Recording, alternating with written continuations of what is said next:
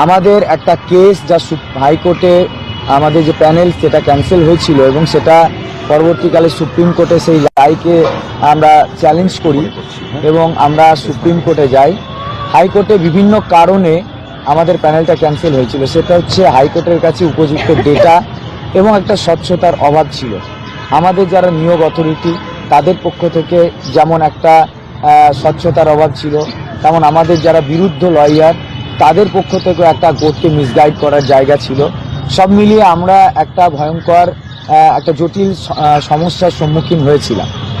তো আমরা বিভিন্ন আন্দোলনের মধ্যে দিয়ে আমরা আসল সত্যটা সুপ্রিম কোর্টের কাছে যাতে পৌঁছানো যায়, অর্থাৎ সমস্ত ডেটা যাতে যথাযথভাবে দেওয়া যায়, school service commission, board of secondary education এবং স্টেট অফ ওয়েস্ট বেঙ্গল, এই আমাদের যারা নিয়ামক সংস্থা তারা যেন একত্রিতভাবে বসে একদম উপযুক্ত তথ্য কোর্টকে দেন এবং একদম সরাসরি কোর্টের যা প্রশ্ন তার যাতে পরিচ্ছন্ন একটা উত্তর দিয়ে আমাদের যারা যোগ্য শিক্ষক শিক্ষিকা যাদের বিরুদ্ধে কোনো রকম অ্যালিগেশন নেই বিভিন্ন ইনভেস্টিগেশনের রিপোর্টে, তো তাদের যেন ন্যায় বিচার পাওয়ানোর ক্ষেত্রে কোনো রকম প্রতিবন্ধকতা তৈরি না হয়, সেই জন্য আমরা এই দীর্ঘদিনের একটা আন্দোলন চালিয়েছি এবং চূড়ান্ত শুনানি সেটা সম্পন্ন হয়েছে। এখন শুধু জাজমেন্ট আসার অপেক্ষা আমাদের কাছে আছে।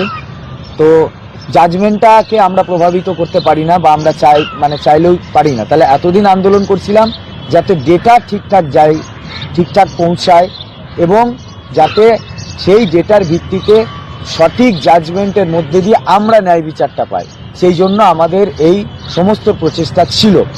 বর্তমান প্রধান বিচারপতি সঞ্জীব বাবুর এজলাসে যখন শুনানি শুরু হয়, সেই শুনানি শুরু হওয়ার সময় প্রথম দিকে আমরা লক্ষ্য করছিলাম যে সরকার এবং কমিশনের তরফ থেকে সঠিক ডাটা, উপযুক্ত নথি তুলে ধরার জন্য একটা অসহযোগিতা লক্ষ্য করছিলাম, যে কারণেই আমরা এই বৃহত্তর আন্দোলন কর্মসূচি গ্রহণ করেছিলাম।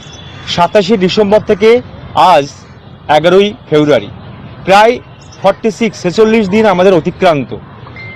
কিন্তু যেহেতু গতকাল আপনারা সবাই জানেন যে আমাদের হিয়ারিং সম্পূর্ণ হয়েছে এবং আমাদের যে এই আন্দোলনের প্রধান ইস্যু ছিল এটাই যে সরকার বা কমিশন যে উপযুক্ত তথ্য এবং উপযুক্ত নথি সুপ্রিম কোর্টে জমা দিয়ে যোগ্য এবং অযোগ্য এই তালিকা আলাদা করার জন্য সুপ্রিম কোর্টকে সাহায্য করুন।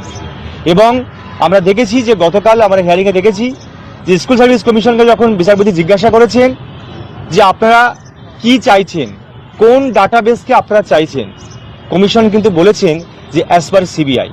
এবং শুধু কমিশন নয়, এটা বোর্ডও বলেছেন অ্যাজ পার সিবিআই এবং স্টেট গভর্নমেন্ট তারাও বলেছেন অ্যাজ পার সিবিআই আমরা সেগ্রিগেশনটা চাইছি। এই 27শে ডিসেম্বর থেকে আজ 47তম দিন আমাদের এই আন্দোলনে। আমরা কিন্তু এখানে খোলা আকাশের নিচে অবস্থান করছি। আমাদের উদ্দেশ্য যেটা ছিল যে এই রিক্রুটমেন্ট অথরিটির যে 3টে ডিপার্টমেন্ট, রাজ্য শিক্ষা দপ্তর, পর্ষদ এবং এসএসসি, এই 3টে ডিপার্টমেন্ট আমাদেরকে নিয়ে যেভাবে ছিনিমিনি খেলেছে, তারা দুর্নীতি করার জন্য আজকে আমাদেরকে রাস্তায় নামতে হয়েছে। তাদের দুর্নীতির কারণে আজকে আমাদের সুপ্রিম কোর্টে দৌড়াতে হয়েছে এবং আলটিমেটলি আমরা দেখেছি যে গতকাল শুনানিটা শেষ হয়েছে। চূড়ান্ত রায় কী আসবে আমরা কিন্তু কেউ জানি না, কিন্তু এই চূড়ান্ত রায়টা তখনই কার্যকরী হবে, আমাদের পক্ষে যাবে, যখন সমস্ত তথ্য, সমস্ত ডেটা যেগুলো আমাদের পক্ষে সত্য ডেটা আমরা সেগুলো চেয়েছিলাম তারা সুপ্রিম কোর্টে জমা দিক। আলটিমেটলি একটা প্রেশার ক্রিয়েট করার ব্যাপার আমাদের তরফ থেকে ছিল এবং সেই জায়গায় দাঁড়িয়ে আমরা কিছুটা হলেও স্বস্তি পাচ্ছি যে গতকালের হিয়ারিংয়ে যে জিনিসগুলো আমরা চেয়েছিলাম এসএসসি, পর্ষদ এবং রাজ্য সরকার তারা কিন্তু সেগুলো জমা দিয়েছেন এবং তার হয়ে সওয়াল করেছেন। এখন দেখার যে কি চূড়ান্ত রায় আসে। আমরা দেখেছি সিবিআই, যেটা কিনা একটা লিডিং ইনভেস্টিগেশন এজেন্সি, তাদের ওপর মেনলি সব কিছু ডিপেন্ডেন্ট ছিল। আমরা কোথাও একটা ভাবনা চিন্তা করছিলাম যে আদতে সিবিআই কি বলবে। আমরা দেখেছি সিবিআই কিন্তু সেই যে উদ্ধার হওয়া হার্ড ডিস্ক সেটাকে অরিজিনাল এবং অথেন্টিক বলেছে এবং আলটিমেটলি বলেছেন যে এর ওপরে যে হ্যাশ ভ্যালু ম্যাচ করেছে এবং যে মেটা ডেটা সেটা নিয়ে একটা চূড়ান্ত কিছু না বললেও এইটুকু অন্তত বলেছেন যে মডিফিকেশন ডেট যে ডেটে স্ক্যানটা হয়েছিল সেটা কিন্তু কোনো রকম ট্যাম্পার্ড হয়নি। সেক্ষেত্রে সিজিআই এটা মানতে বাধ্য যে এই যে হার্ড ডিস্কে পাওয়া স্ক্যান কপি সেটা কিন্তু অথেন্টিক। তাহলে সেটা যদি অথেন্টিক হয়ে থাকে তাহলে সেগ্রিগেশন করা ছাড়া আর কোনো জায়গা থাকছে না। আমরা চাইবো যে উপযুক্ত সেগ্রিগেশন করে, যেটা অলরেডি করা আছে লিস্টেড, সেইটাকে এস্টাবলিশ করে টেন্টেডদেরকে বাদ দিয়ে আনটেন্টেডরা যেন সসম্মানে চাকরিতে পুনর্বহাল থাকে, এটা আমরা সকলেই চাই।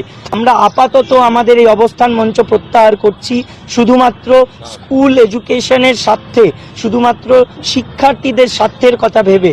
কারণ আগামী দিনে এই মাধ্যমিক চলছে এবং উচ্চ মাধ্যমিক পরীক্ষা আছে, কিন্তু যদি আমাদের স্বার্থে আঘাত লাগে, যদি আমাদের অধিকার থেকে আমরা পিছপা হই কোনো অজানা কারণে বা অন্য কারোর দুর্নীতির কারণে, তাহলে আমরা তো ঘরে বসে থাকবো না, আমরা কিন্তু আরও বড় বৃহত্তর আন্দোলনে যাব। আমরা আশাবাদী যে বিচার ব্যবস্থা এতটা অসহায় নয় যে কোনো যোগ্যকে তার অধিকার থেকে বঞ্চিত করবে। আমরা চাই যে সেগ্রিগেশন হয়ে আমরা সসম্মানে বহাল থাকি এবং যারা টেন্টেড তাদের এই চাকরি থেকে বরখাস্ত করা হোক, আমরা সেটাও চাই। কারণ সমাজের কাছে এই বার্তাটাও পৌঁছানো দরকার যে যারা দুর্নীতি করে চাকরি পায় তাদের শাস্তি হওয়াটা অত্যন্ত জরুরি।